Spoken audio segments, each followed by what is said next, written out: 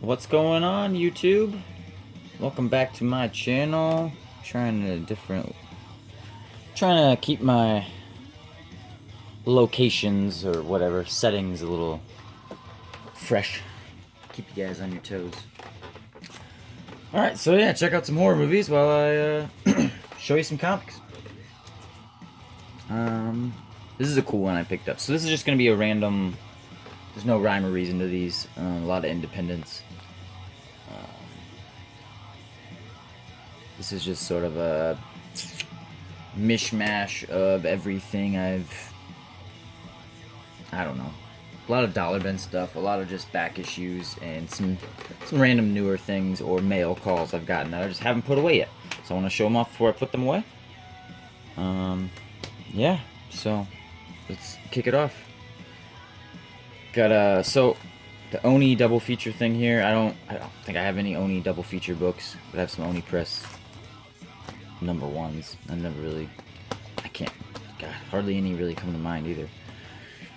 But anyway, this is more for the Blunt Man and Chronic, Jay and Silent Bob type thing. In fact, I'll probably just put it with my number one boxes. Indie number ones for in the B's for Blunt Man. I probably won't put it with the O's or anything like that. Or I'll just sell it. Maybe if I can get like $5 for it. I don't know if they're rare or anything. I've never seen it before. I was like, cool.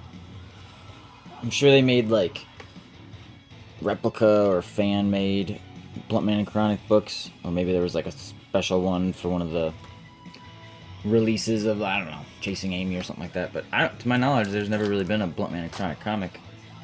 So that's about as close as I think I'll ever get, and I'll take it.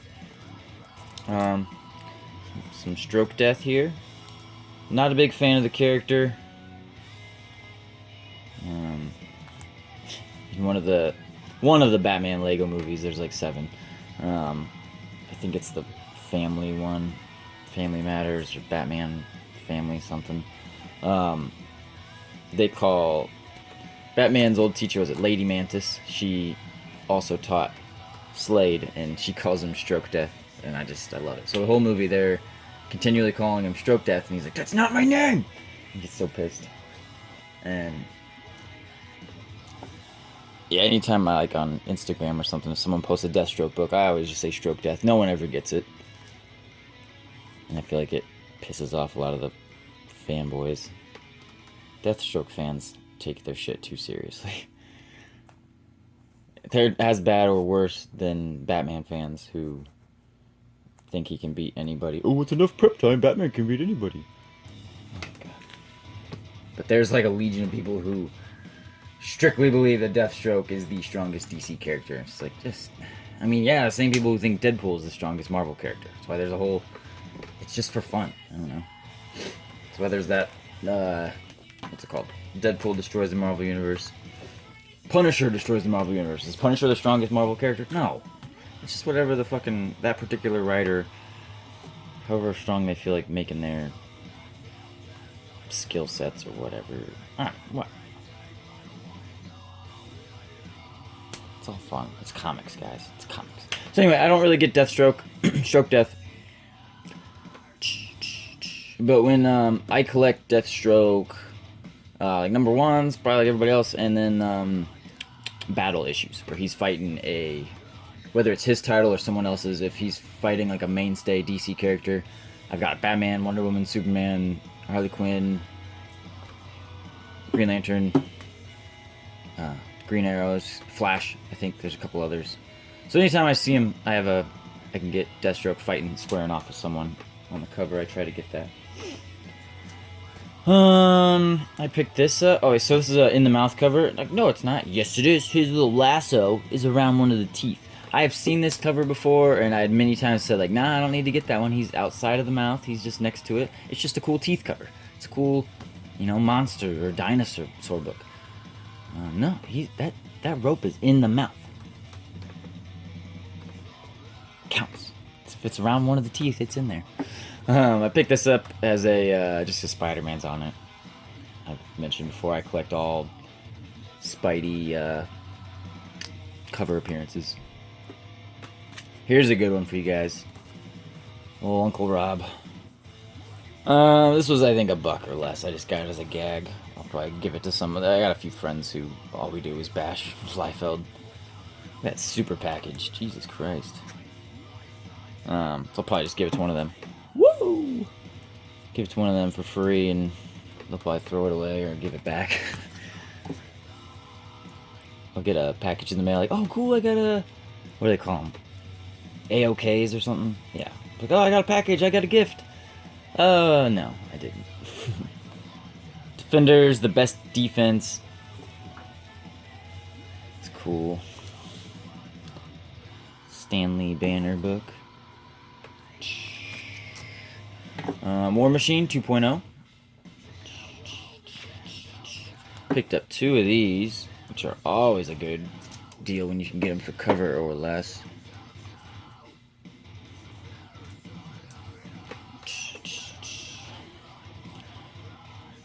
Yeah. Is it Rod Reese? Sure is. Oh, I love that fucking cover, man.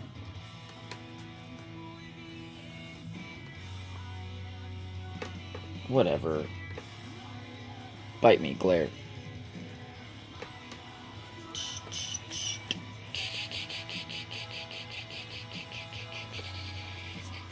Thor. That was the last Jason Aaron run before he did that King Thor mini. I consider this the Del Mundo run, and I don't like it. Sorry, Mike. It's like, I like his artwork when it's not main character that I already really like. Like, it just didn't work for Thor. Some people love it. I liked his art on Weird World, because it was supposed to be fucking weird, and it looks weird, and I like it. I don't know. I just didn't like his Thor stuff. And before that, it was... You know, Jason Aaron gets all this hype, and I just haven't been into anything he's really done. But he had such a long run on... His Avengers stuff is okay. It's hit and miss. It's all over the place, really. But some of his indie stuff is good. But for Marvel, anyway. Thor is his main contribution, and it's, well, not main, but a big one. And it's been mostly Lady Thor than Jane Thor, and I cannot get into her. As I accept her, it's fine. It's not like I'm just protesting it, but I just can't get into it. I don't like it. It's not. I've tried, but he did like 2 or 3 Jane runs on Thor. I think another 2 or 3 with. He basically made Thor, Odin's son, unworthy, and kind of beat him down as bad as you could. And it was all about Jane for so long. And then Del Mundo was doing the art, and I was just like, for a good 4 or 5 years straight, I was ignoring Thor. No interest.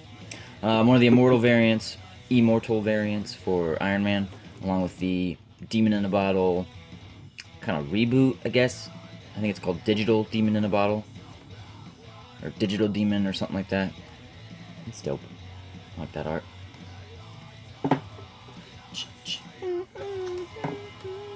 Nice. Cap 8. Probably his best Cap cover ever. But here's another great one as well. This whole run's been good. They've been like just a tad under the Immortal Hulk covers. Like they're just doing both at the same time. It's like week after week, as good as Cap looks, Hulk always looks a little bit better. But I'll take this one over almost any of the Immortal covers. Almost. The first few are so fucking good. But then when he did a face shot for Hulk, it did not look very good. And then he just did those timeless variants with another face shot of Hulk. Or am I making that up? Was there... He did a big one of the Leader, which was okay. It was just big and gross. I don't know. I didn't like any of the timeless variants. Well, that's a lie. I didn't like Cap or Hulk's, but there was a lot of them I didn't care for. Iron Man, I didn't care for that one either. But there were some good ones. Ghost Rider looked great. Storm looked good. Daredevil looks fine. We just didn't need another Alex Ross Cap or Spider-Man.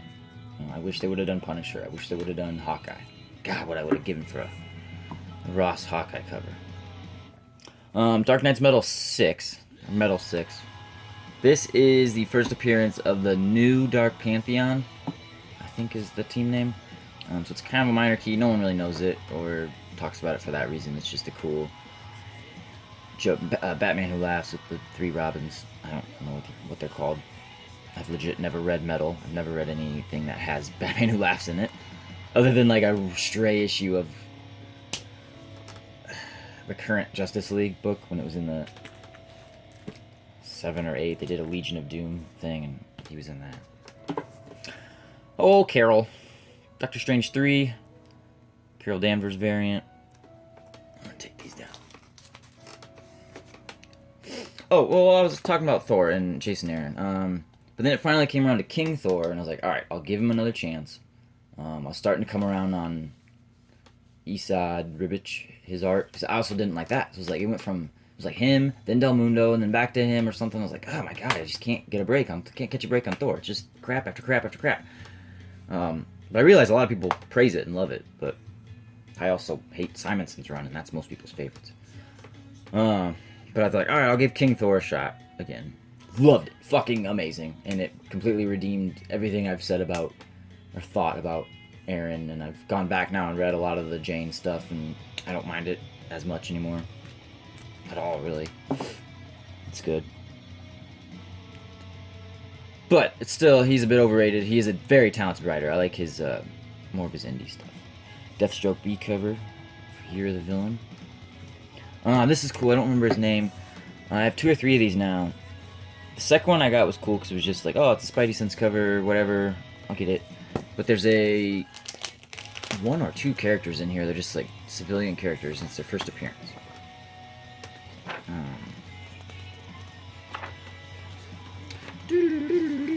So, second or third page, you got this dude here, guy on the bottom right there, angry guy. He's meeting with the Thieves Guild or whatever, and it's his first appearance, I think. There's him, or it's hers, or something. Like, it's not the first Thieves Guild. They've been around since, like, probably way back in X-Men, with Storm or Gambit or something.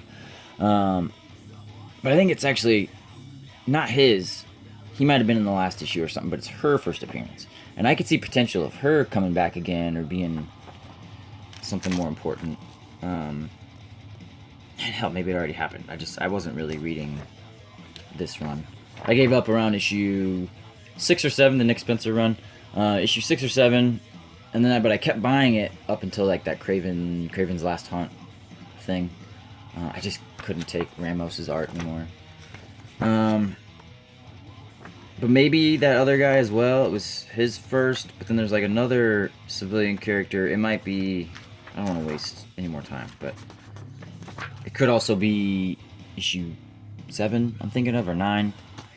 But those 2 or 3 consecutive issues, you get like 2 or 3 new characters, and I think this is the one I came to the conclusion, like, if you're gonna invest in one, I mean, don't pay. Yeah, I wouldn't even pay cover at this point. But if you see these in the dollar bins or something, or you can get it at a discount, grab another 8, because there's potential for her. I don't even remember her name, so it's obviously not that much potential. Kazar 13, I think this was like a $2 pickup. Just looked gnarly. It's in good shape too. But the other one that has like some business guy. It might be that guy, but I thought it was like an old man kind of a. I was thinking Captain Stacy when I saw just how he looked, but I think he's more of like a Kingpin, Lex Luthor type of thing. So I don't know. There's always room for civilian, human type characters in the live action stuff because they don't require a lot of special effects. They don't require costumes. They're just guys, just actors. So I tend to give a lot of those guys a second glance or whatever. And what the hell? If it's $1, you can get it in dollar bins or real cheap, or you can find a lot that has that one in it. You know, you have a double. Don't just give it away. Keep it. You know, some of those random issues end up being worth it. Cap 700, and then there is something actually. I think there's another first appearance or 2 in here. I don't know if it's any of them. But I remember someone saying, "Oh yeah, this Cap 700, you should get it." And I remember getting the, I think there was an Alex Ross cover. I got like a bunch of variants of it, or variant or two. I didn't get the regular cover, so now I'm glad I finally have one. Maybe it's that all new classic tail thing. Oh, yeah, there's Kirby art in there, I guess. Assassination. This is a good series. I only read issue 1. I want to say I own 1 and 2, but I liked what I got out of it. There's just so many fucking characters in it. It's bad shit. But they're all fucking crazy. Kick-Ass. This is one of the reboots where it's a lady. Kick-Ass number 1, and here's Die Die Die number 1, and I had never seen a copy that didn't have any quotations, like any words, word bubbles, dialogue, because this was known for having like 12 different covers, and each one they're saying something different, and I have a few of them. Like one of them says, "Oh, that was easy," or "You mean messy," or one of them says like "boom," or "got 'em," or something like that. I don't remember. There's a few, and I have 1 or 2 of them that I thought were kind of funny, but I was pumped to find one that's blank. To me, like, you know, I love the old days of the Silver Age classic Marvel stuff where there was blurbs and dialogue on almost every cover, but for like a number 1, especially a modern comic and an indie title, I like when it's blank. I like this better. But I also don't like virgins for that. I don't like virgin covers for that reason, because I like the trade dress. I like to see the title. I like to see the numbering. This was a cool pickup. Equilibrium number 1. Love the movie, so why not the comic? Alpha Flight 102. I got this because it said introducing Weapon Omega, but I kind of looked into it and I don't think it is really, because I believe Weapon Omega is it's the girl Wolverine thing, Wild something, whatever. So I think this is maybe her first appearance as this masked character, or this masked character is someone, I don't know, the person that it is has had an appearance before. So really this issue was cheap and pointless, and I shouldn't have wasted my money. But I got it. Whatever. Fuck Alpha Flight. Don't like Alpha Flight. My time is about up. I have this... Okay, so that was all the like non-indie stuff. And now I still have this giant stack this big of indie number... They're all number 1s. But I did alphabetize them already. So... starting with Alter Ego, number 1, Roy Thomas Ron Harris production. But I'm gonna stop right there. I'm not gonna do any more. I will save that for another video and try to get through all those. And yeah, other than that, hope you guys are all doing well, staying safe, staying sane. Go read some comics. Go check out some of my other videos. Give me a sub. Go follow me on Instagram, and have a good night. Bye.